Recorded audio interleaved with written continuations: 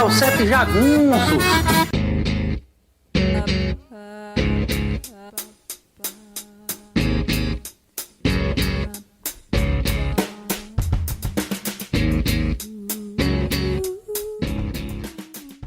E aí, jagunçada, bem-vindos a mais uma edição dos Sete Jagunços, o podcast primordial do site Arte Final.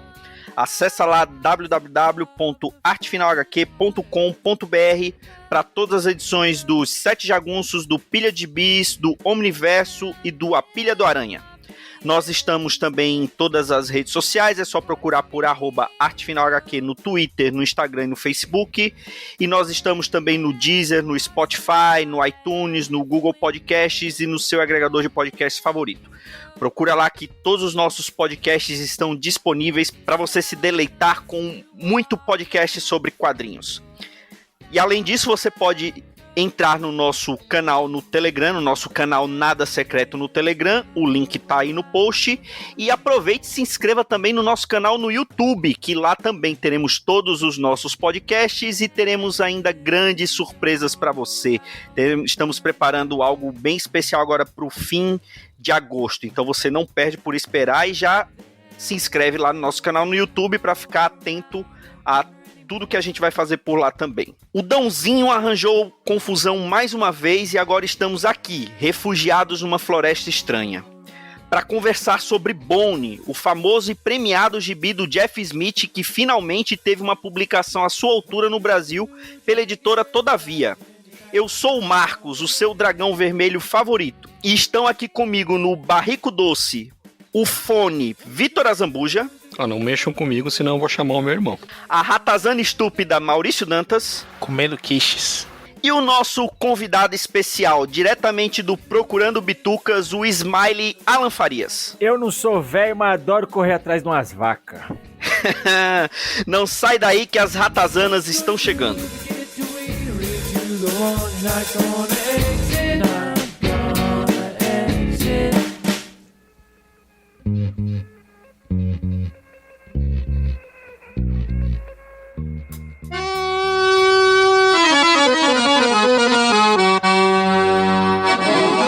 Sim, amigos, finalmente temos uns Sete Jagunços falando da criação máxima do Jeff Smith, Bone, que teve várias publicações aqui no Brasil, mas nunca chegou ao fim.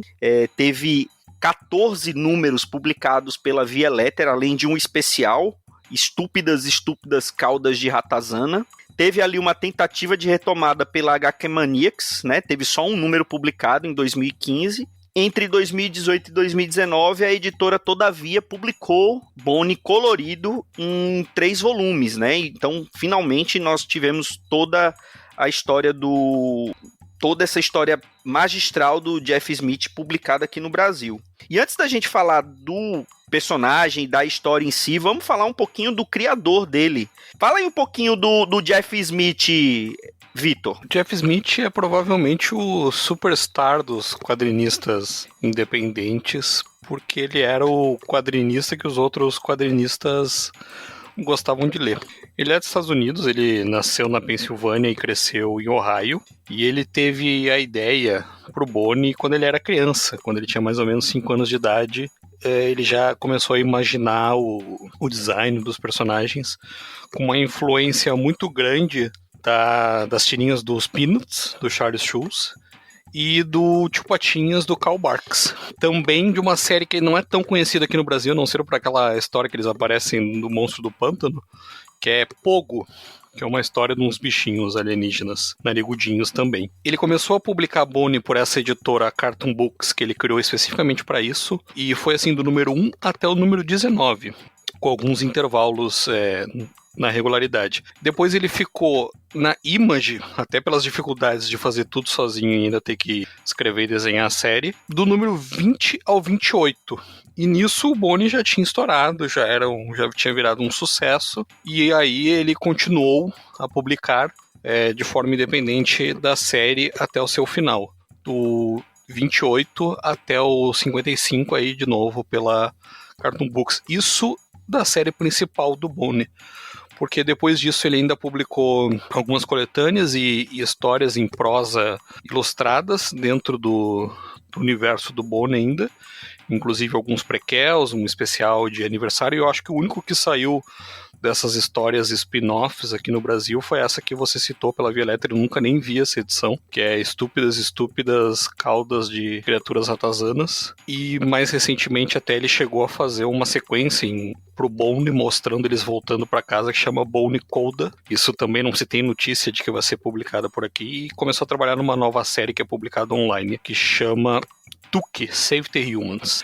Basicamente a carreira dele toda girou em torno do Bone, porque não precisava de muita coisa além disso, mas ele fez alguns outros trabalhos para Fantagraphics, ele fez as capas de uma coletânea justamente da tirinha do Pogo, e eu acho que o trabalho mais famoso dele fora do Bone é o Capitão Marvel, né, o Shazam, a Sociedade Monstro do Mal, que ele fez para DC em 2013, é um gibi que já foi publicado e relançado diversas vezes aqui no Brasil, com o traço do Jeff Smith mais cartunesco, e vale muito a pena.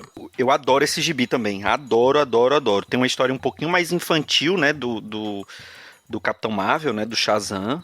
Ele pega aquele clima bem das histórias ali dos anos 40, 50 do Capitão Marvel, mas assim, é muito divertido, é muito bom, e só pelo traço do Jeff Smith já vale muito a pena, mas a história em si é bem bacana. A história é dele também, né, um gibi totalmente autoral dele, é uma história que não tá na cronologia do Capitão Marvel, né, ela inclusive é bem diferente, ela se diferencia por ter a Mary pequenininha, né, a Mary Marvel da mesma idade do Billy, os dois pequenininhos, assim, e é um gibi que, se você já viu ele para vender e não comprou ainda, eu recomendo que corrija essa falha de caráter urgentemente.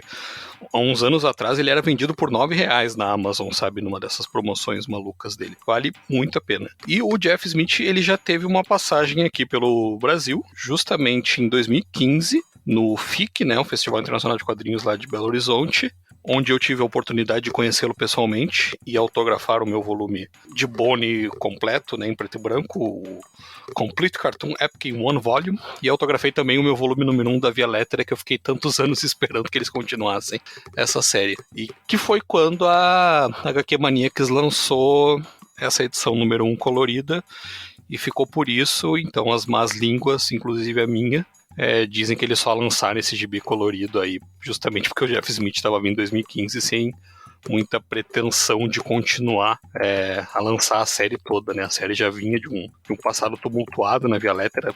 Foi uma série que demorou muito para ser publicada. E para você ter uma ideia, as coletâneas dela, elas saíram, saiu em 91 nos Estados Unidos, tá? Mesmo ela nos Estados Unidos ela demorou. Aí depois saiu uma por ano, 95, 96, 97, 98, 99, 2001, 2002, 2004. Quer dizer, levou 20 anos saindo quase Bone para publicar, e aqui no Brasil foi meio parecido, embora a série já tivesse avançado bastante, a Via Lettera demorou muito com esses volumes, fechou, não continuou, e quando a HQ Maniacs foi retomar a publicação já no formato colorido, né? Bone é publicado originalmente em preto e branco. O Jeff Smith não faz a cor, né? Ele só supervisionou esse trabalho.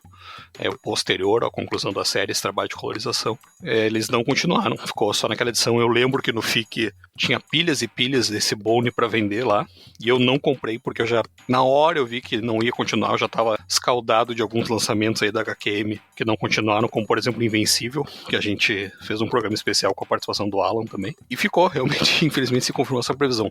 Por sorte, acho que foi 2019, né, Marcos, que a Todavia começou a lançar Bone, aí lançou em 3 volumes, 3 grandes volumes, colecionando a série toda, e aí terminou Bone ainda que no formato colorido. Então isso tudo só para dizer que a curiosidade da publicação de Bone aqui no Brasil não é só o fato de que ele passou por várias editoras, é o fato de que nós nunca vimos aqui no Brasil a conclusão da série na forma original que ela foi pensada, que é em preto e branco. Ela só terminou aqui no Brasil já numa segunda versão, que não é a versão inteiramente autoral do Jeff Smith, que é a versão colorida da Todavia. Lá fora ela recebeu essa coletânea que eu mencionei, além das coletâneas em TPB, que era o padrão que a Via Lettera seguia, e recebeu essa coletânea em um volume, né, seria um ônibus, em preto e branco, e depois foi colecionada também nesse mesmo formato único de um volume, também colorida, E só para completar, para falar um pouco dessa publicação que se confunde com a história do seu próprio autor, Bone ganhou 10 prêmios Eisner e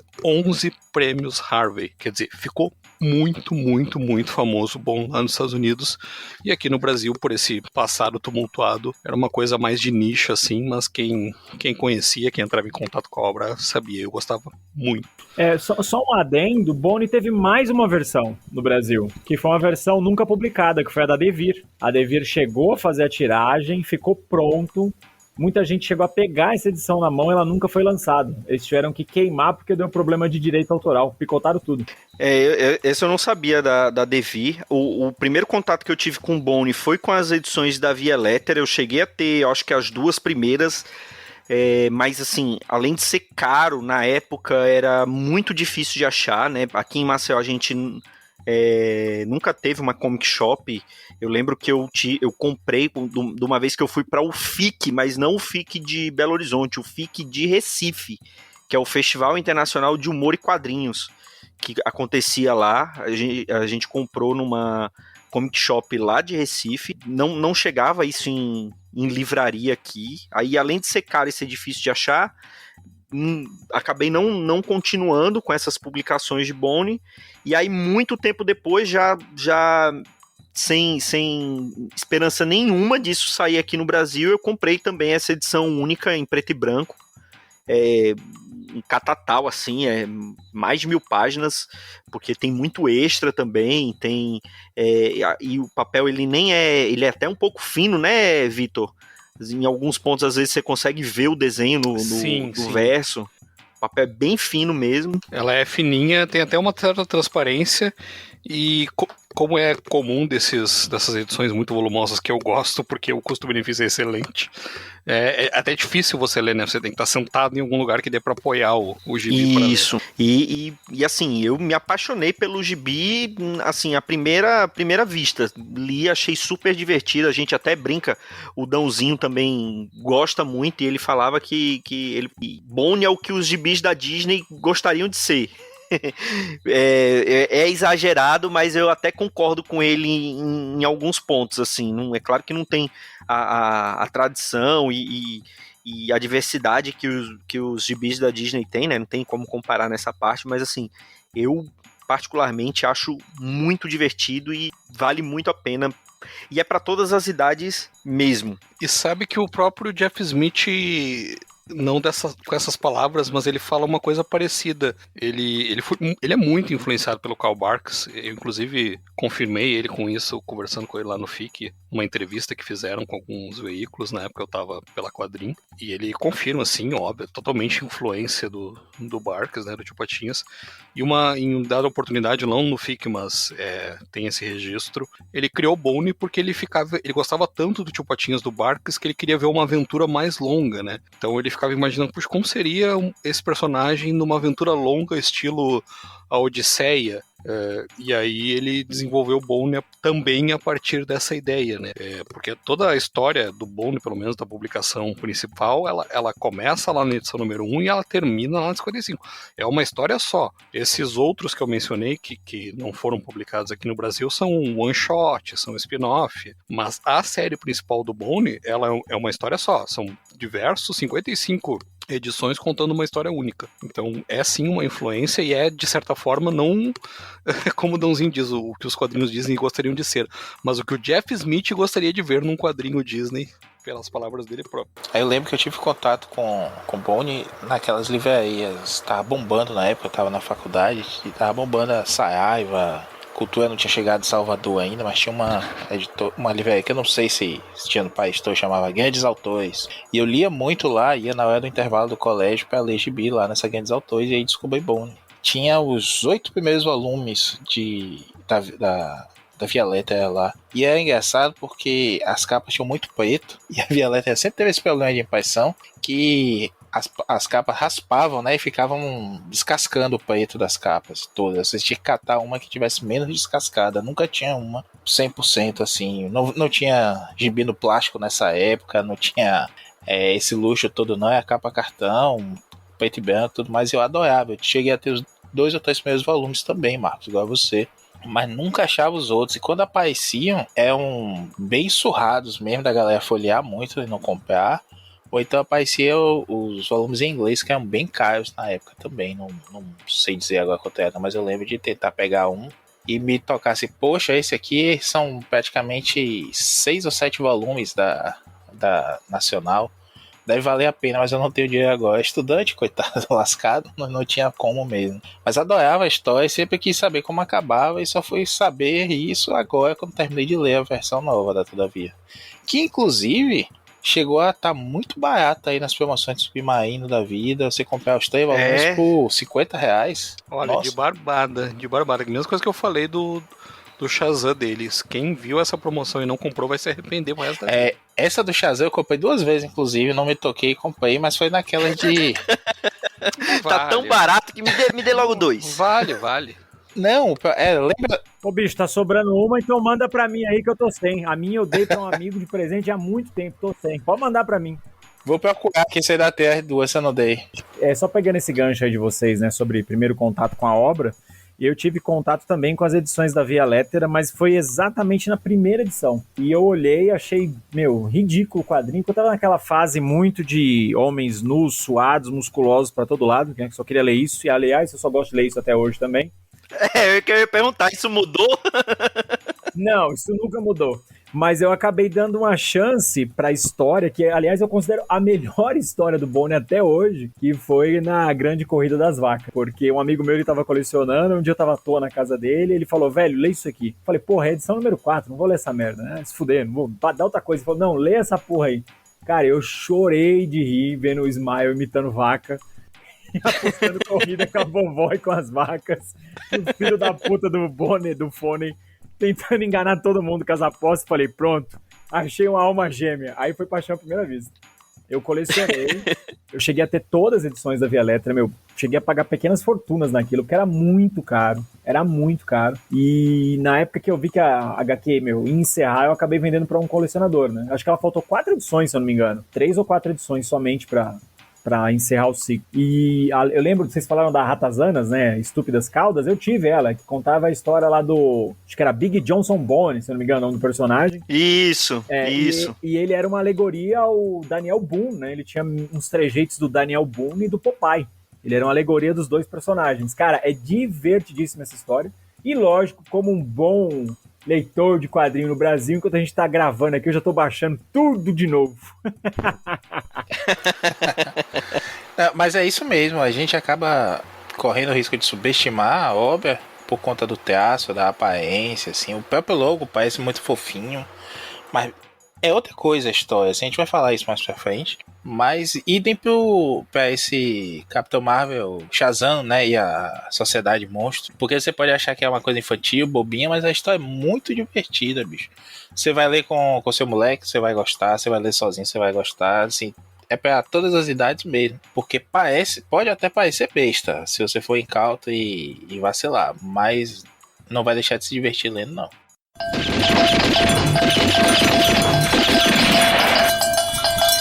Fala aí um pouquinho da premissa e da história do Bone, Maurício. O Bone, são 3 Bones, na verdade, né? O nosso principal Phone Bone, o irmão mais velho, Phoney Bone, que é aquele que tem a camisetinha com a estrela no meio, que é o Picareta, e o Smiley Bone, que parece que ia ser um alívio cômico, assim, só que ele se torna um personagem tão interessante, mesmo na descrição dele, que evolui pra outra coisa. São 3 bichinhos brancos que parecem uns pedaços de marshmallow. Sabe o que eles lembram? Lembra de Herculoides, que tinha aqueles shmoo? Sim, é verdade. Parece aqueles bichinhos. Eu acho que foi por isso que eu me interessei na época por ler até. Esperto é o Jeff Smith, que fazia o traço bem simples, já que ia desenhar milhares Pois de malandro. Não, o Smith tem umas saídas ótimas, assim, ele faz os ambientes muito rebuscados, mas as figuras são simples. As ratazanas... Todo o resto do gibi é bem detalhado, assim. E a cor ressalta isso. Tranquilinho. E aí essas 3 figurinhas, né, esses 3 pedacinhos de marshmallow fofinhos, começam a história fugindo da cidade dele, Bonneville, bem realmente no esquema Patópolis, todo mundo é pato e Bonneville, Bones e tudo mais, né? E aí eles atravessam um grande deserto, são pegos por uma tempestade de areia e acabam parando num lugar completamente diferente, que é um grande vale. Nesse vale, eles conhecem os personagens ali, primeiro a Espinho, que é uma menina, né, a Thorne, que o Phone Bone, o nosso personagem principal, que tá aí nas vitrines todas, acaba se apaixonando por ela. E ela é criada pela avó e tem todo um mistério ali em torno disso. Aparece um dragão vermelho do nada, que parece bem de boa, tá sempre fumando a maconha dele ali no canto, não mexe com ninguém mexe com ele. Essas ratazanas, né, estúpidas ratazanas, estão sempre rondando ali, querendo comer eles ou outros bichinhos. E acaba que a história cresce demais. Você passa de umas brincadeiras bestas assim como isso, a vovó Ben, que é a avó da Espinho que cuida dela. É uma velhinha, parece que é a avó do super-homem, porque a velha dá porrada de todo mundo, corre com vaca, constrói celeiro sozinha, faz miséria. E a gente vai descobrindo aos poucos por que ela é assim, por que a Espinho tem aqueles sonhos, qual é o papel dos 3 Bones ali no meio, e toda a história com os dragões que ajudaram a criar o vale ali, o grande inimigo que está querendo destruir aquilo tudo e precisa caçar, encontrar a princesa, aquele que porta a estrela, que é o Phone Bone, por conta da estrela na camisa dele, obviamente. E como as ratazanas estão se organizando ali para apoiar essa destruição. A gente vai descobrir, inclusive, que existem humanos apoiando isso adiante, né? Existe um outro povo lá. O terceiro volume, inclusive, tem um mapa bem legal desse mundo, de como você vai se localizar ali. Eu adoro, sou nerd de mapa, quando chega um mapa assim de livro, dessas coisas. A gente até recebeu recentemente da Companhia das Letras, nossa parceira, né, Marcos? Um livro aqui. Sim. Que veio com um mapinha do lado, a gente vai falar dele em breve aí nas redes sociais. Veio um mapinha do lado, um encarte mesmo, assim, papel cartão, colorido e tudo mais. Eu tô lendo o livro e acompanhando, assim, a passagem, fazendo isso. Desde Senhor dos Anéis eu adoro isso. E quando vi isso em Bone, então eu vou dar vontade de voltar e ler do começo. Eu devia ter tido isso no primeiro volume, para ficar acompanhando em mapa. E a história vai ter uma profecia, vai ter uma princesa, vai ter uma rainha, vai ter ações e diversas revelações aí das histórias todas, principalmente com esses personagens que a princípio a gente conhece e acha que são só, o cara é o estalajadeiro do barrico doce, né, que é o Lucius Down, a gente vai descobrir que ele é um guarda do Império Antigo e tudo mais, como foi que chegou até ali. A história acaba cobrindo 20 anos, os últimos 20 anos do que aconteceu lá e a resolução de uma história do início desse mundo também. Não dá para contar muito mais se a gente entrar em detalhes pesados e estragar a surpresa da leitura. Mas essa é uma coisa que eu não lembrava que crescia tanta história assim no comecinho. Das edições que eu li da Violeta, eu não cheguei tão longe. Então, quando eu fui lendo ainda o primeiro volume, foi acrescentando coisa, acrescentando detalhe e tudo mais. Isso me lembrou até um pouco o Harry Potter. Eu li os livros na época, estava no colégio, faculdade, e via como os livros iam crescendo aí em complexidade, em temas e tudo mais ao longo da sua publicação, né? E considerando o lapso temporal, né, os atrasos todos que o Jeff Smith teve na publicação mensal, ele pôde pensar em muito detalhe, em acrescentar muitas ideias ali.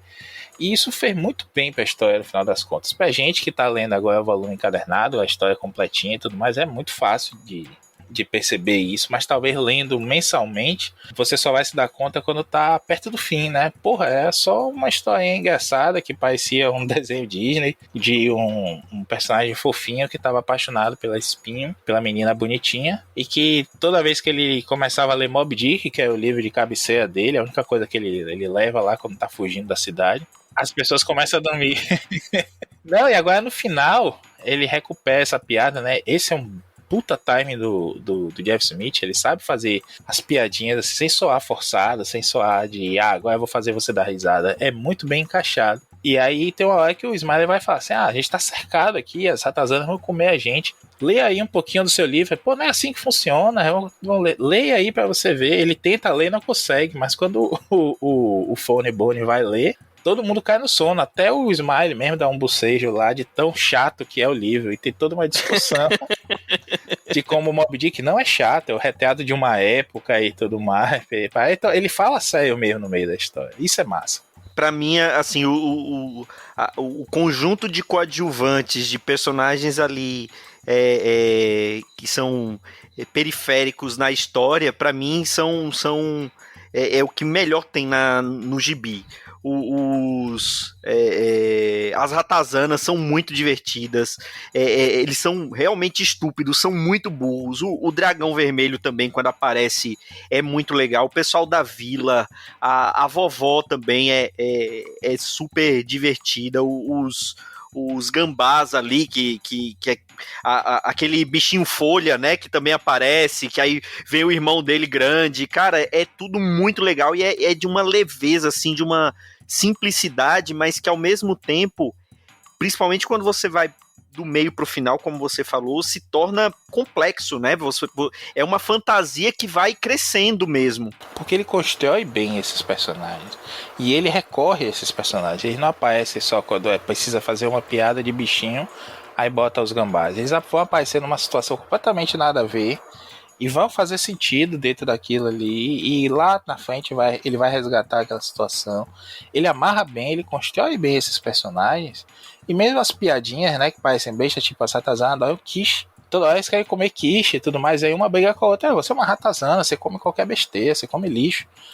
Não, mas o sabor refinado de uma quiche assim, assado. E vou cozinhar uma pra você aqui, você vai ver. E aí lá na frente vai lembrar dessa história e tudo mais. Então dá no leitor aquele estalo assim de... Principalmente quando você tá lendo, avaliando, né, a coisa, o gibi...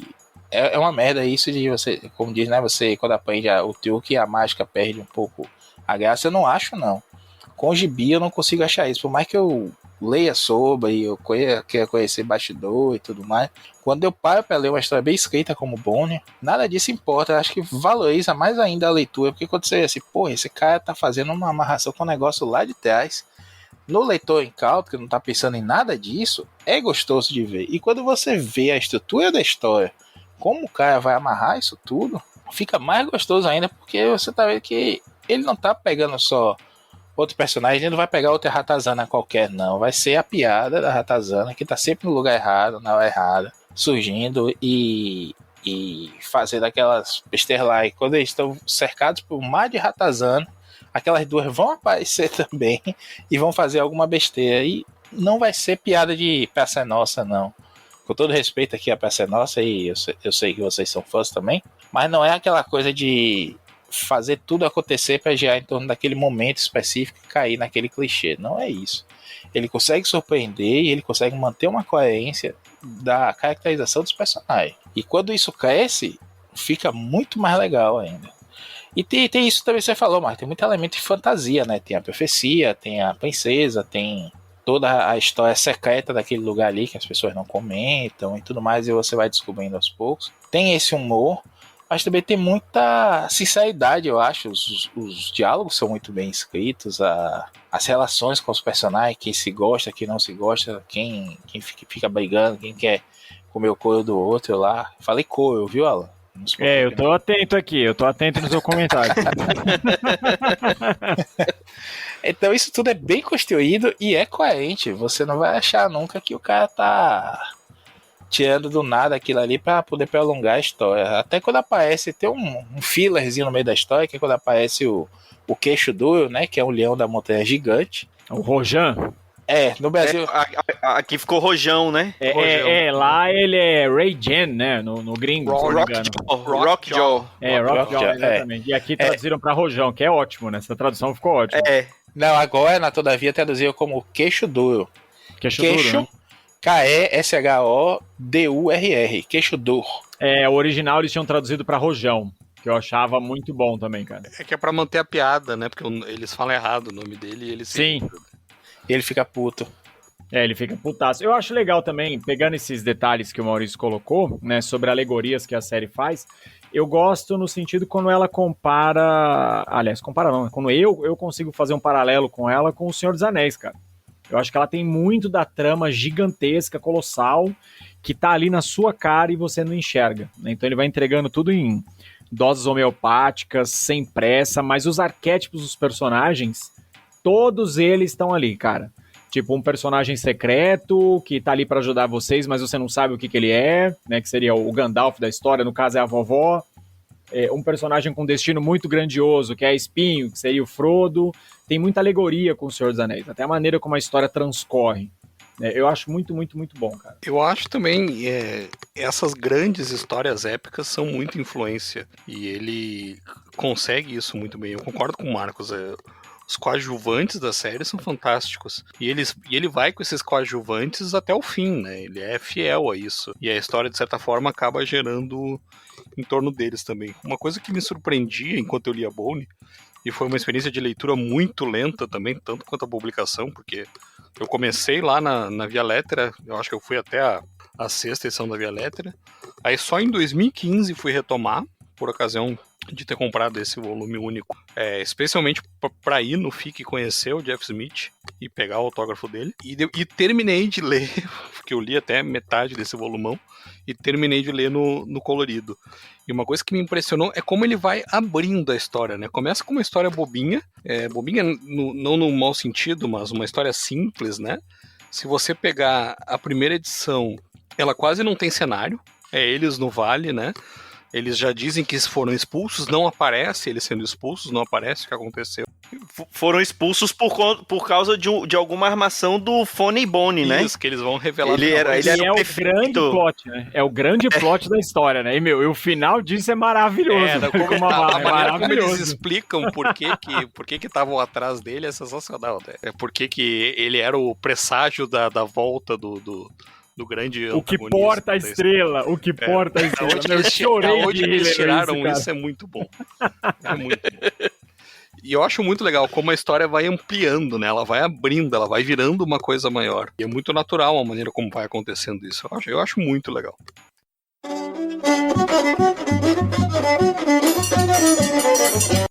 E uma coisa que a gente tá falando aqui desde o início é que Bone é um gibi para todas as idades, né? Porque a criança que lê vai se identificar, o adulto que lê vai se identificar. E você, Alan, eu tenho visto tanto no teu Twitter como no teu Instagram que o teu filho tava lendo Bone, né? Cara, assim, sobre o Gabriel tá lendo Bone, né?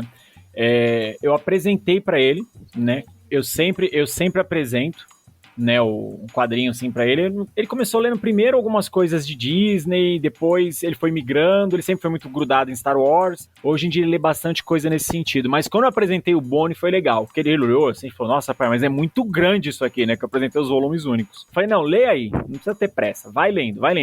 Cara, ele já tá, acho que, próximo da metade do segundo. Então ele tá lendo até num ritmo legal pra idade dele. Ele só tem 10 anos. E volta e meia, às vezes ele tá quietinho lá no quarto e eu escuto ele rindo. Porque ele tá lendo, a história da corrida das vacas. Às vezes ele se rachou de rir com a conclusão da história, né? Como é que foi aquela bagunça toda. Ali, acho que é o ponto de virada da série. Não tem como você ler da edição número 1 até a grande corrida das vacas e não se tornar fã. É impossível, você não consegue largar. Porque acho que naquele ponto o Jeff Smith ele já entregou tudo que ele precisava ali. Ele apresentou os personagens, apresentou o tom da série e apresentou um grande plot que você vai descobrir edição após edição, né? Então eu acho que o Bone, concordando com você, eu acho que ele é para todas as idades, né, dos semi-alfabetizados, né, os pré-alfabetizados até os mais velhinhos ali, os caquéticos já Matusalém. Sobre a polêmica da história, cara, eu acho isso o absurdo do absurdo. O quadrinho ele ficou praticamente uma década proibido em escolas norte-americanas. Aqui no Brasil, espero que isso jamais aconteça, porque eu não vejo nem motivo para tanto. E ele também sofreu uma série de acusações, né? Como racismo, coisa de misoginia e tantas outras. Então eu fico pensando assim, no mínimo, quem escreveu essa proibição foi alguém que é ouvinte do meu podcast, porque tem que ser burro demais para enxergar essas características negativas. Certeza que o cara é um ouvinte do meu podcast. Puta que pariu. Cara, Bone eu acho que é um mix perfeito de uma grande fábula, o que a Disney deveria ser para se tornar atraente no primeiro momento para qualquer público e um tom muito gostoso de ler, assim, cara. Eu acho maravilhoso esse quadrinho. Não vou nem ficar falando, senão eu vou ficar me repetindo. Mas essa história da proibição mesmo, é um grande absurdo isso aí. Não, se você vai ver a história mesmo, tem alguns temas que são mais pesados e que, de novo, se você acha pelo traço, pela aparência e tudo mais que é uma história infantil, pode te surpreender negativamente. Por exemplo, tem um momento que é quando eles encontram esse leão da montanha, né? Na tradução nova é o queixo duro, como falei. Fala de órfãos, né? Vários bichinhos bebês, assim, crianças, aparecem para ajudar os Bones a fugir do queixo duro. E eles falam, né? Não, nós somos órfãos porque ele comeu nossos pais. Então, se a criança pequena vai ler isso, realmente fala, pô, comeu os pais de mim, não sei o quê. Mas também o mundo é outro. Hoje parece que a gente vive um momento de poupar demais as crianças, achar que elas não estão prontas para uma série de coisas que elas estão. E que se você não as expuser de forma controlada, de forma de bom senso e tudo mais, você nunca vai fazer essas crianças se desenvolverem. Faça como o próprio Alan está fazendo aí. Tá apresentando, tá orientando, tá explicando o que é, e no momento que houver um estranhamento, com certeza o Alan vai sentar e vai explicar, olha, isso é assim, tá, quer dizer isso, refletir eu tô junto. preparando a minha coleção de Druna já, né? Daqui a pouco, tá na hora, né? Eu tô preparando já. Quando começar a aparecer as espinhas na cara do menino... Exatamente, entendeu? Tipo, quando começar a aparecer, eu perceber que o braço direito tá mais grosso, eu falar, é agora, é a hora. Pois é, então quando você faz uma apresentação, um acompanhamento, e aí eu acho que é uma coisa que falta muito aos pais hoje, os pais querem abrir a Netflix e deixar a criança lá e ter a certeza de que nada vai abalar.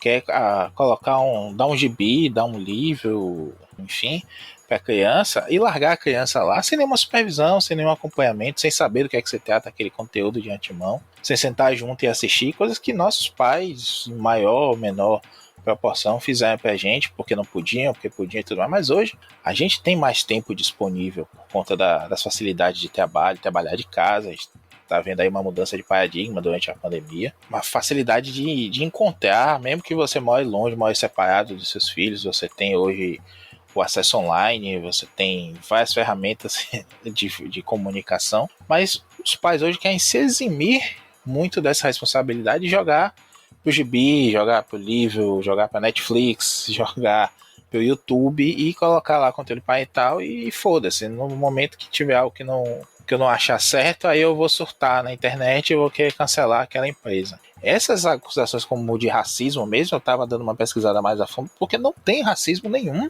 não tem a mínima sombra disso, e eu vi que algumas reclamações são por conta das ratazanas. Colocar uma outra raça como inferior, tratá-las como ratos, como burras, estúpidas e tudo mais, chegar a ligar isso até ao tratamento que os alemães deram aos judeus durante a Segunda Guerra. E aí, galera, desculpa, mas você tá fumando uma maconha estragada.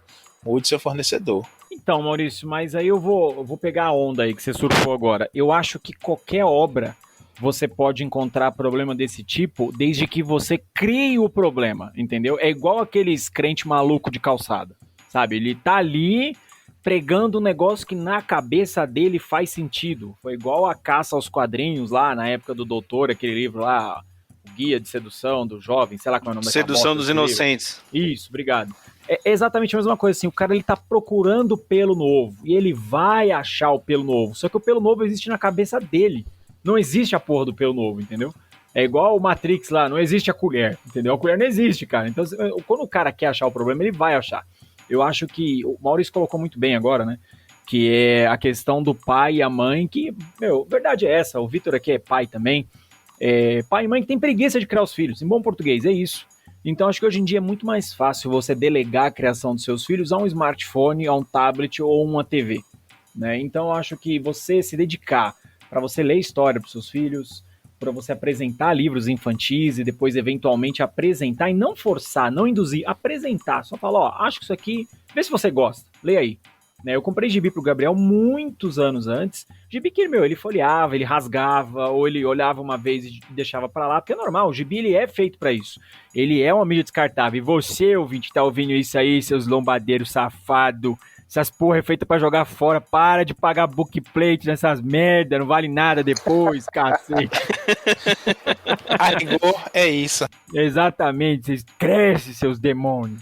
E eu acho que assim, eu acho que o gibi, né, desde sempre, ele é uma mídia de entretenimento descartável, né? A gente que torna isso uma causa maior, né? A gente que enxerga as entrelinhas da obra, a mensagem do autor, a posteridade que essa obra vai ter, né? Como ela vai sobreviver bem ao tempo. É o público quem faz isso acontecer. Porque a gente vê a genialidade de vários autores durante a leitura. Mas, de um modo geral, gibi é feito para gerar venda e dar dinheiro pro cara. Acabou. Às vezes o cara nem tá escrevendo com a pretensão de fazer a obra dele ser atemporal. E o Boni é uma das obras que virou atemporal, não sei se propositalmente ou não, pelo Jeff Smith, mas pelo conteúdo da obra, que é maravilhoso. Justamente por ser um quadrinho tão acessível. Né? Então para você aí, né, que tá escutando, se você tem pai, tem filho, tem filha, né, os seus pequenininhos, vale muito a pena apresentar esse quadrinho, entendeu? Muito, muito a pena. E apresenta do jeito certo, só fala que é um quadrinho de aventura e larga lá, mas não vai fazer que nem eu, que dá os volumão encadernado lá, deixa ele um pouquinho, com o primeiro, deixa ele um pouquinho, depois entrega de novo. Meu moleque é que o moleque encarou, né? Ele decidiu encarar, mas é um quadrinho, pelo tamanho, às vezes pode assustar uma criança, né? Pelas edições que a gente tem aqui no Brasil. Eu concordo com o que vocês falaram. Ele, em alguns momentos, ele é um quadrinho tenso. Não chega a ser um quadrinho pesado, extremo, mas ele tem momentos de tensão. Mas é tudo uma sutileza, uma leveza. O Fone Bone, ele tem uma paixonite pela Espinho, né, que é amiga dele, e é uma coisa quase infantil, assim, a maneira como ele se apaixona e como ele aborda isso na história, que ele vai escrever um poema para ela. Eu li isso muito novo e é uma coisa que a gente se identifica. E obviamente que uma criança vai achar uma identificação nisso, sabe? Ele não tem uma grande lição de moral. Eu tenho lido alguns livros com a minha filha, ela não tem 3 anos ainda, mas ela gosta muito dos livrinhos, a gente lê, ela decora, e ela fica repetindo junto.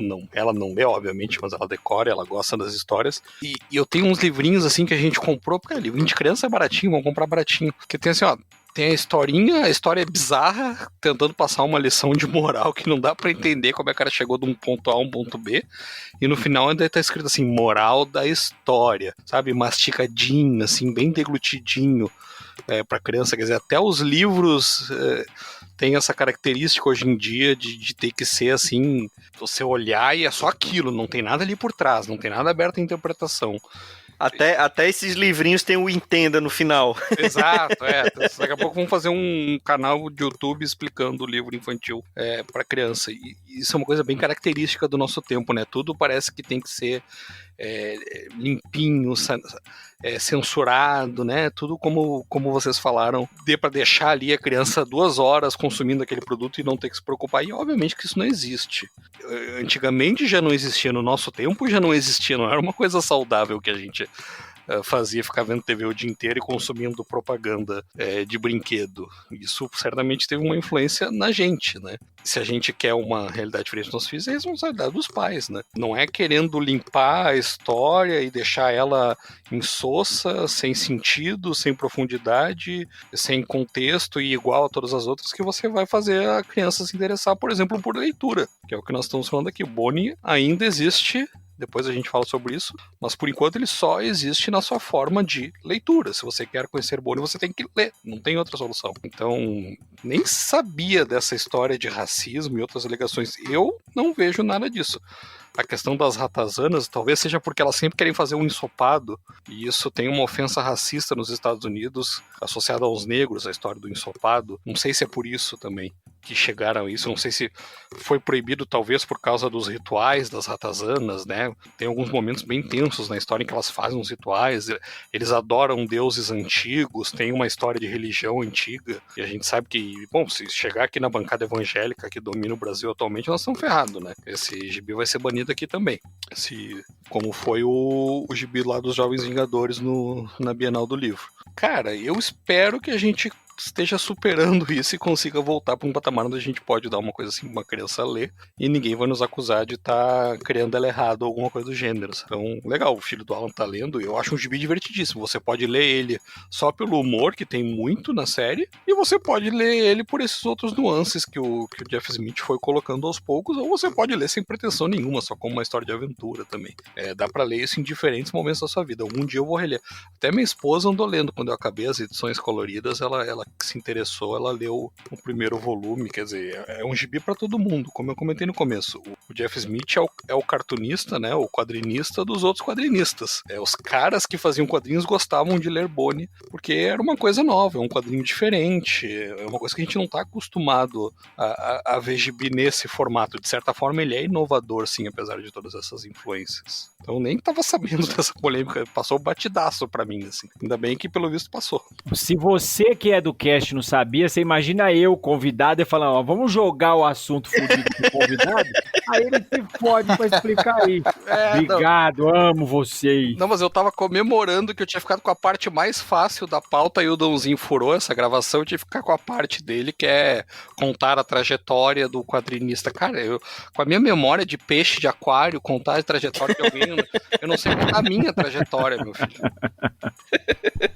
Agora, é engraçado vocês falando assim que uma coisa que eu vejo que talvez tenha um paralelo interessante são as animações da Pixar, né? Porque a animação da Pixar ela é realmente para todas as idades, porque a criança que vai ver aquela animação, ela vai enxergar aquilo de um jeito. O adulto que vai ver aquilo vai enxergar de uma outra maneira e vai emocionar tanto quanto uma criança. Então, eu acho que Bone é mais ou menos nesse sentido, assim.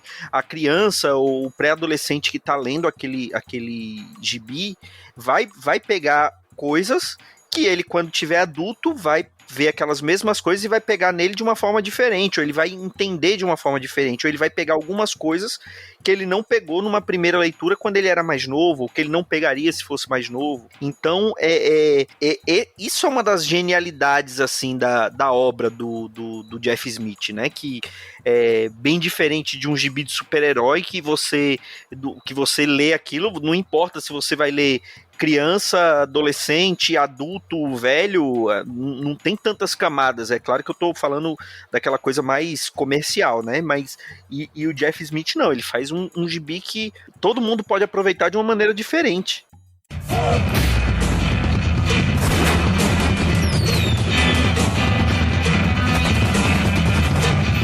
Bom, e assim, você começou falando ali, Vitor, e hoje em dia tudo é adaptação, né? Virou um gênero, adaptação de quadrinhos para outras mídias. Vem sendo ventilado uma adaptação de Bone já há um bom tempo, né? Tá confirmada até segunda ordem, acho que já faz uns 2 anos, uma adaptação para Netflix, teoricamente em animação, que provavelmente é o melhor formato para você adaptar essa obra.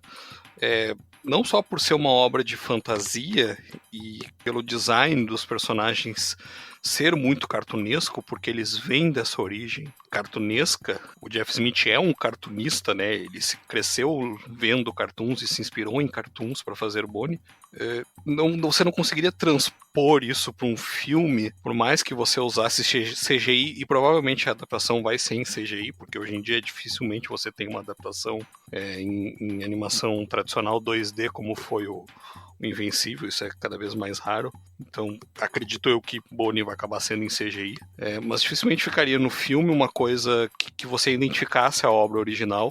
O exemplo que mais me chama atenção atualmente é o Sweet Tooth da própria Netflix, que adapta o quadrinho do outro Jeff, o Jeff Lemire, que ficou completamente diferente. Visualmente falando, são outros personagens, né? Não lembra em nada visualmente o desenho do Jeff Lemire. Mas como todo mundo acha o desenho do Jeff Lemire feio mesmo, ninguém tá preocupado com isso, né?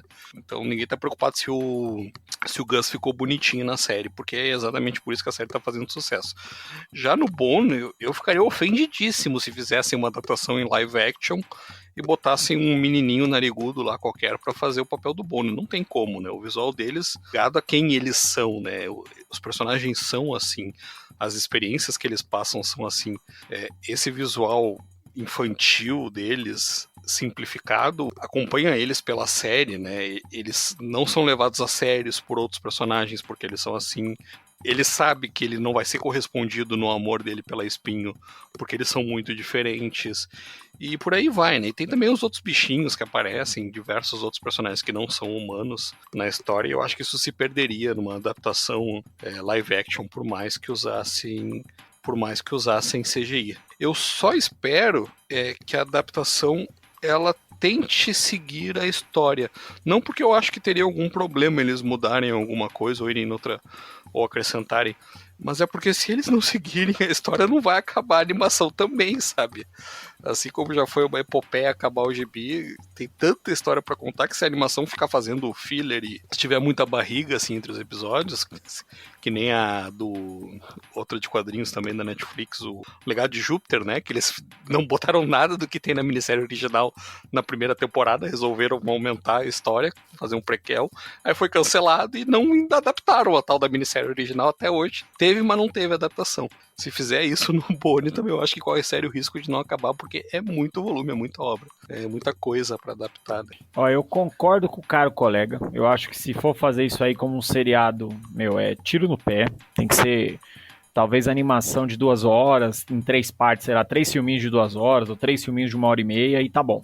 Acho que não tem muito o que contar além disso, porque é muito trabalho de personagem que o Jeff faz na história dele, e, verdade seja dita, quando você vai transcrever pra telinha, não é todo mundo que tá com paciência de entender todas as motivações de todo mundo. Porém, eu sou obrigado a discordar veementemente do Vitor num sentido, tá? Eu acho que poderia ser live action, sim, e isso prova que você não teve infância e nunca foi no Parque da Mônica, tá? Porque o Parque da Mônica, os atores de roupa e cabeção me convenceram que eram os personagens do quadrinho, sim, senhor. Então você engula suas palavras e você se retrate agora nesse episódio, tá bom? Por favor. Isso é gatilho pra mim, sabe? Você tá provocando um gatilho na minha pessoa, porque eu lia o gibizinho, tinha um gibizinho do Parque da Mônica, lembra? Sim, Opa, sim. Como não lembro? Eu li esse gibizinho acho que desde o primeiro número, era o meu favorito da Mônica depois do Cebolinha. Cascão me pegou no colo, entendeu? Se brincar, eu tenho até foto disso. Cascão me pegou no colo, eu posso falar, tá bom? Dá licença. Ó, tô ofendido já, eu tô ofendido. Era o meu sonho também no Parque da Mônica. E quando eu fui pra São Paulo, eu descobri que eu tava muito grande pra ir no Parque da Mônica. Nunca fui. Eu não satisfeito em estar muito grande, já tinha fechado. Fechou o parque antes de eu Fechou o parque. ter oportunidade de ir, entendeu? Então não pude nem ir pegar uma criança emprestada, na época eu não tinha filho, pegar uma criança emprestada pra levar no parque, nem isso. Alugar o menino. Nem isso eu pude fazer, porque fechou o parque da Mônica.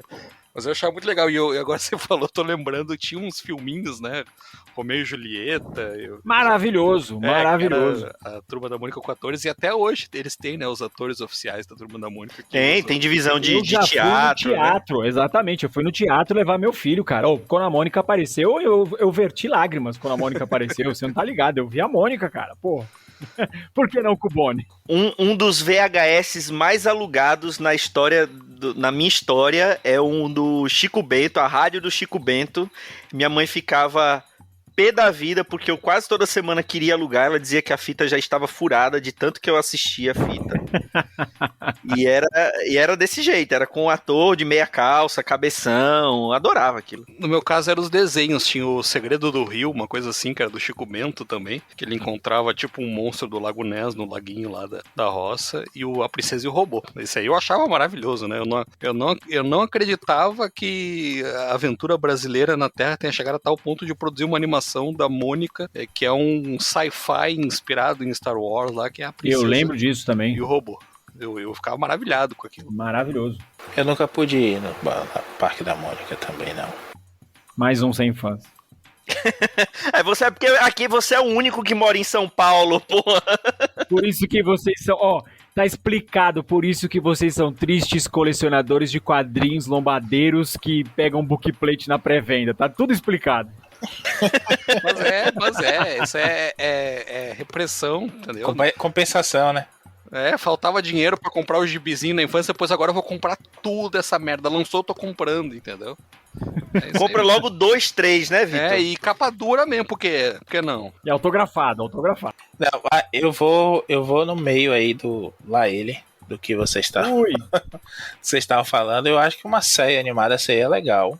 E, assim, um seriado, né? Talvez com alguma temporada aí pra cada fase e tudo mais. Não pode ser muito longa também, porque Pony tem essa coisa extensa mesmo de história, não é arquinho pequenininho, não é episódiozinho fechadinho com a piadinha e tudo mais. É uma grande história mesmo. É muito menos episódico do que muitas séries que a gente vê que tem uma grande história, tipo Caverna do Dragão e tudo mais, não tem coisinha fechada. Agora, eu acho que tem um apelo visual, sim, tá, pra manter isso aí. E aí, pela notícia que eu vi, a Netflix vai dar uma aliviada aí nessa coisa das mortes. Tem isso também, teve a reclamação, Vitor, que aparece muito aposta, gente bebendo, essas maluquices aí que os conservadores brancos, cristãos e etc., pelo bem da família, não querem que as crianças vejam. Eles fazem, inclusive na frente das crianças. Eles não têm família, né? Porque é só o cara ir no churrasco que vai ter um tio que joga no bicho, vai ter gente, o pai dele vai estar bebendo cervejas. Esses caras cresceram numa bolha, né? Numa redoma de vidro. O que surpreende é justamente isso. Bonnie envelheceu, né, nessas últimas 2 décadas aí muito bem, porque não tem nenhum apelo, não tem sexualização, não tem objetificação, não tem esses fetiches, palavrões, nem nada. Agora tem mais sério, tem muita morte. Vai ter uma invasão ali do meio pro fim, vai aparecer. Não, o antagonista é um negócio horroroso, aquele encapuzado lá, e depois fica pior ainda, né? É cortado no meio um personagem lá, e os gafanhotos, ver a Kamen Rider nessa hora aí. Mas é divertido. O negócio te leva tão pela mão assim, tão bem, que você vê um negócio desse, beleza, não choca, não tem esse peso todo também de uma coisa absurda. Beleza que alivia aí, não vai mostrar o campo de batalha depois da batalha com um monte de corpos no chão, mas se mantiver a essência mesmo da história, se não mudar muito, acho que uma adaptaçãozinha animada aí da Netflix seria legal, sim. A gente tá inclusive aqui às vésperas, né, estão gravando menos de 12 horas antes de entrar no ar aí o novo He-Man da Netflix, inclusive. Então. Tô pilhadão pra ver isso aí, hein? Tô pilhadão pra ver isso aí. Também tô curioso. Então, eu acho que dá pra você pegar, assim, não é um revival de uma franquia, a gente tá falando de uma adaptação de um gibi, que já tem uma certa idade, mas dá pra você respeitar o original e fazer uma coisa voltada pra todas as idades. Como vocês falaram aí, trazendo até pra um lado Pixar mesmo da coisa. Sabe que você falou que não tem apelo sexual, mas eu lembro de uma cena, e essa eu li quando eu era novinho, nesse primeiro contato ainda das edições da Via Lettera, que o Bonnie tá dormindo, ele tá ali perto da Spin, não tá dormindo com ela, o Phone Bonnie, e ele acorda de um pesadelo lá, um sonho que depois a gente descobre que é um sonho, na verdade é quase um sonho erótico, né, embora não apareça nada demais, mas ele tá nervoso lá com essa paixão toda que ele tá sentindo pela Espinho, e eu não me lembro se a sequência de eventos é essa, mas tem um momento que a Espinho olha pra ele e diz assim, e agora a gente vai conversar, e ela faz um zoinho assim, e a blusa dela tá com um ombro aparecendo, só o ombro, tá, gente, pelo amor de Deus, é só um ombro que tá aparecendo, e eu pensei que, meu Deus, eu tô ansioso por esse menino, o que vai acontecer agora, sabe, nessa história, é bem coisa de adolescente mesmo, sabe? Peraí, deixa eu perguntar uma coisa, então toda vez que uma mulher tá com o ombro pra fora e dá uma olhadinha meio torta é conotação sexual, então eu devo ter tido 2 milhões dessa aí, não vi nenhuma. Aí é que tá, não é conotação sexual, mas é que pro moleque, e o Phone Bonnie é um moleque, e eu quando li isso era um moleque também, aquilo tem um peso, sabe? É que nem ver a Tila sem tiara, é uma coisa, nossa, meu Deus. Mas pra mim basta a mulher espirrar pro meu lado que eu já tô achando que é alguma coisa, então é questão de interpretação. Não, no meu caso, a vida me ensinou que não é, tá? Ela pode até estar sendo bacana, mas não tá me dando mole, sabe? Ela só é simpática. No meu caso, a minha vida ensinou a ser mais cauteloso com esses sinais.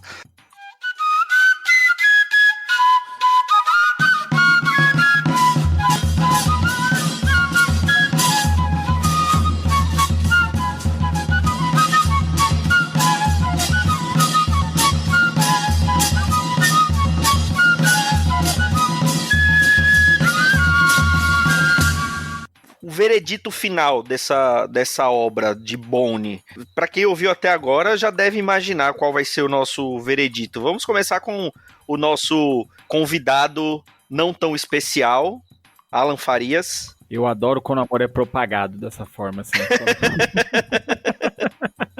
Cara, eu acho Bonnie uma leitura maravilhosa, tá? Independente se você teve algum contato prévio com os quadrinhos da Disney ou da Turma da Mônica, ou se você foi uma criança que teve infância como eu, diferente dos outros participantes desse podcast que não tiveram infância, não viram a Mônica Cabeção quando eram crianças, mas eu acho que é um quadrinho maravilhoso, né? Um quadrinho que deve ser conferido, ele é de uma leitura muito prazerosa, mas é legal porque ele tem muitas camadas pra você ler. Então você pode ler ele for fun mesmo, assim, sabe? Tipo, cara, vou ler porque é levinho, é gostoso de ler, mas ou você lê pra aproveitar a saga como um todo. É muito legal as nuances, né, que o Jeff Smith vai colocando ali na obra.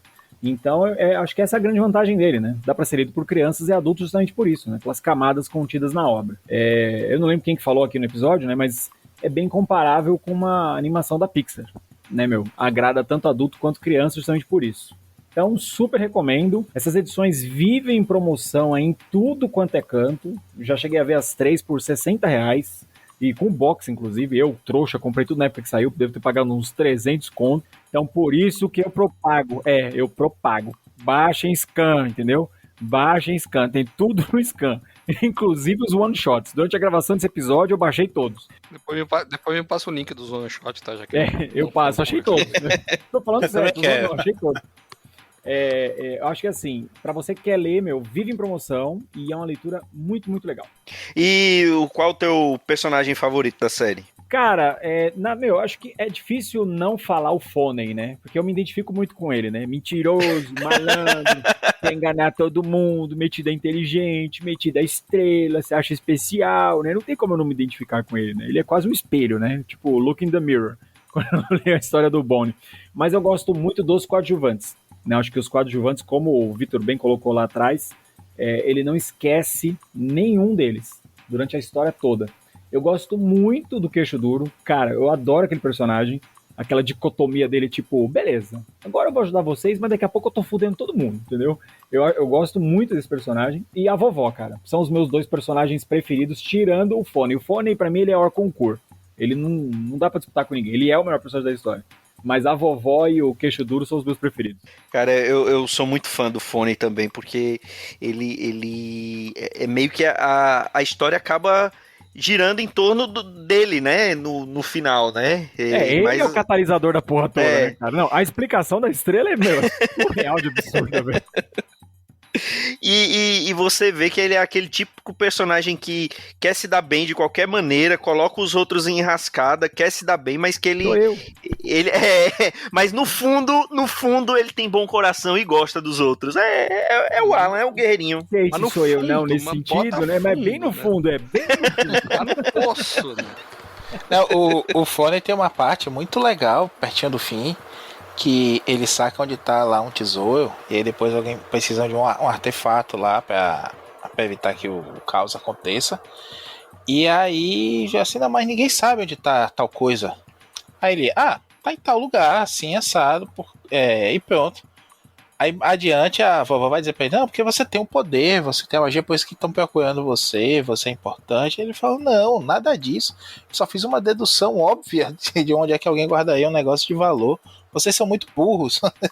E essa parte é muito engraçada como o Jeff Smith conta, bicho. Porque ele tá pouco se fudendo pra aquela profecia, pra aquele negócio dele. Ele só quer a zorra do dinheiro dele. Ele quer lucrar. Voltar pra Bonneville por cima da carne seca.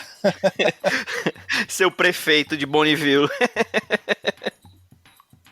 E você, Vitor, qual vai apresentar isso pra Cecília quando ela tiver um pouquinho mais velha? Com certeza, e acho que ela vai adorar, como eu adorei. Nem precisa estar um pouquinho mais velha, não.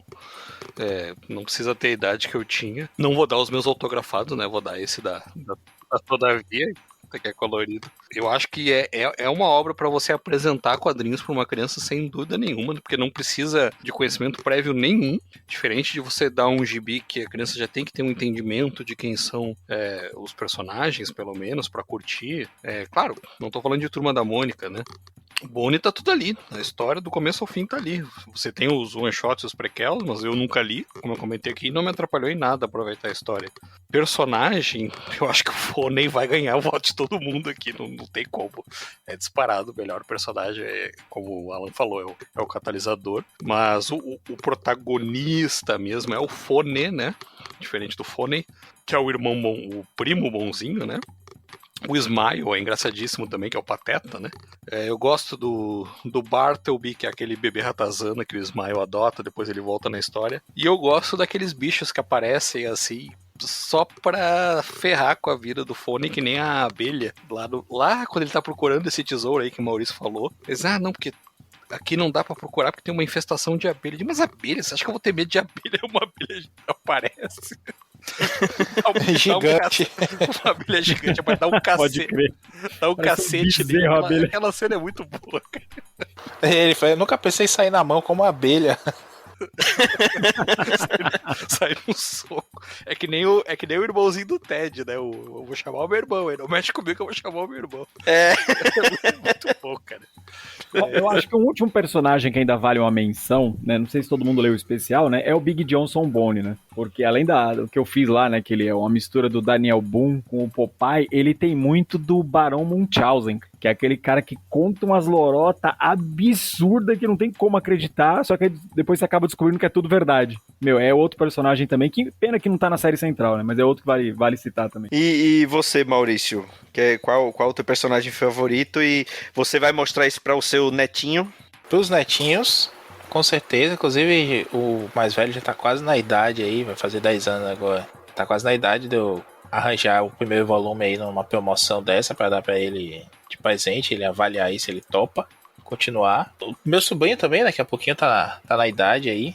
E meu personagem favorito, adoro o Foney também, por tudo isso que vocês falaram. É um personagem que parece que vai ser só aquele ranzinza chatão, mas que, puta, ele cresce pra caramba na história toda.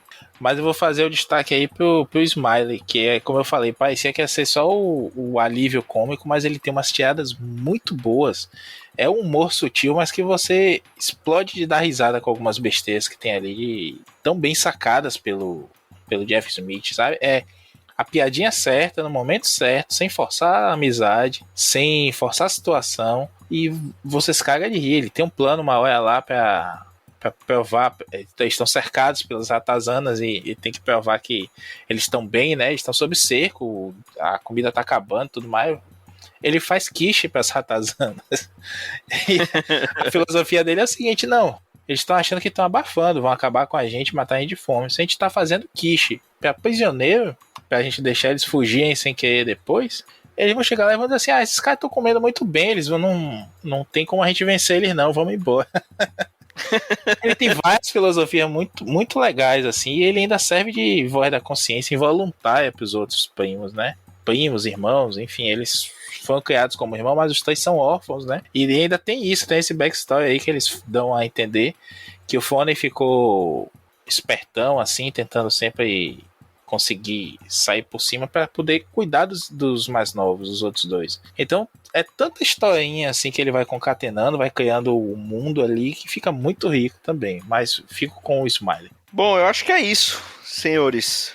Falamos um bocadinho desse clássico dos quadrinhos americanos, dos quadrinhos independentes, que aqui no Brasil nunca chamaram tanta atenção, tanto é que demorou muito para sair aqui completo, mas é uma pérola dos quadrinhos e, como todo mundo falou, vale muito a pena você conseguir uma promoção. Vira e mexe aparece no Submarino uma promoção do box com os 3 volumes. Se você não conseguir, vai atrás dos scans, que tem tudo disponível, né? E é uma coisa assim que você não pode deixar de ler, vale muito a pena. Não se engane pelos desenhos fofinhos, porque a história é muito mais do que isso. E, mais uma vez, quero agradecer a presença aqui do Alan Farias. Faça aí o jabá do Procurando Bitucas, o podcast que você é o funcionário do mês. Agora você se fudeu que eu vou ficar meia hora falando agora. Eu vou falar de todos os meus investimentos na podesfera. Não, mais uma vez, brigadão pelo convite. É sempre um prazer estar aqui, principalmente quando o Dãozinho não está junto. Beijo, Dão. Apesar que a gente atrasou a gravação, porque você nos rejeitou. Não, como assim rejeitei? Você foi gravar o Procurando Bitucas. Foi gravar. Eu fiquei com ciúmes. Mas era com mulher. Aqui era com mulher, era com a Teca, com a Nádia. Então, só por isso eu liberei. Beijo, Teca, porque eu sei que isso aqui você vai escutar. Então, beijo pra você também. Beijo pra todo mundo. Eu queria agradecer mais uma vez o convite, ainda mais pra falar de quadrinho bom, né? Bonnie é, maravilhoso. Dá até vontade de reler aqui durante a gravação. Confesso. Eu também, viu? Faz um tempinho que eu li, fiquei morrendo de vontade de reler. Você vai falando e vai dando a vontade. Pra quem quiser escutar, né, o Procurando Bitucas e perder um bom tempo da sua vida, tá? Porque aqui não vai agregar em nada, tá? Não vai trazer conhecimento, não vai mudar a sua vida em absolutamente porra nenhuma. Eu não sei porque que a gente vive aparecendo nos trending lá entre os topzera lá, não sei. Então, acho que o Washington tá pagando bem, os bots do Washington estão funcionando, estão em dia. O Washington é hacker, ele tá... É hacker. Ele é mesmo, hein? Cuidado. O Washington é um cara que você pode provocar na net, não, que ele fode sua vida, viu? Ele expõe tudo. Ele inventa até nude seu que não existe, viu? Beijo, Washington, te amo. Bom, galera, pra quem quiser escutar, né, a gente tá Procurando Bitucas. Nós estamos em todas as plataformas, agregadores, centros de macumba, biscoitinho da sorte, ônibus e puteiros também de maior ao pior nível. Mais uma vez, obrigado, um beijo no coração e tchau. Valeu, Maurício Dantas e Vitor Azambuja. De nada, sempre um prazer falar de Bonnie e conseguimos falar um gibi inteiro praticamente sem spoilers, viu? Deveria ter dado esse aviso lá no começo, né? É verdade. Que não teria spoilers, podem ouvir sossegados. Quem não leu Bonnie é uma ótima oportunidade para ficar interessado. É verdade, acabou que pode parecer que a gente contou demais, mas a gente nem arranhou aí o fino do gibi. Baita gibizinho, leiam com suas criancinhas e deixem elas preparadas, porque o mundo é isso aí, sanguinolência. É brincadeira, não tem isso no gibi não. Bom, é isso, pessoal. Chegamos ao fim de mais um Sete Jagunços. Eu vou reforçar aqui o convite. Se inscreve no nosso canal no YouTube, porque você não perde por esperar. Estamos preparando coisas bem bacanas lá no YouTube também. E além dos podcasts, né, que vão estar lá, mais uma plataforma para você acompanhar, teremos algumas coisas exclusivas ali, ou lançadas primeiro ali no YouTube. Então, se inscreve aí no canal e acompanha a gente. E é isso, pessoal. Até o próximo Sete Jagunços. Um grande abraço e tchau.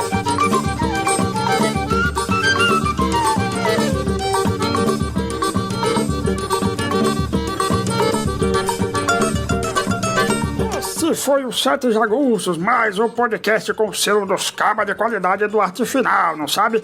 Gostou do que ouviu aqui? Compartilha, acesse o site, tem muito mais conteúdo de qualidade esperando por você. Vai comprar seu gibi na Amazon? Compra acessando nossos links. Você vai ajudar a manter esse trabalho. www.artefinalhq.com.br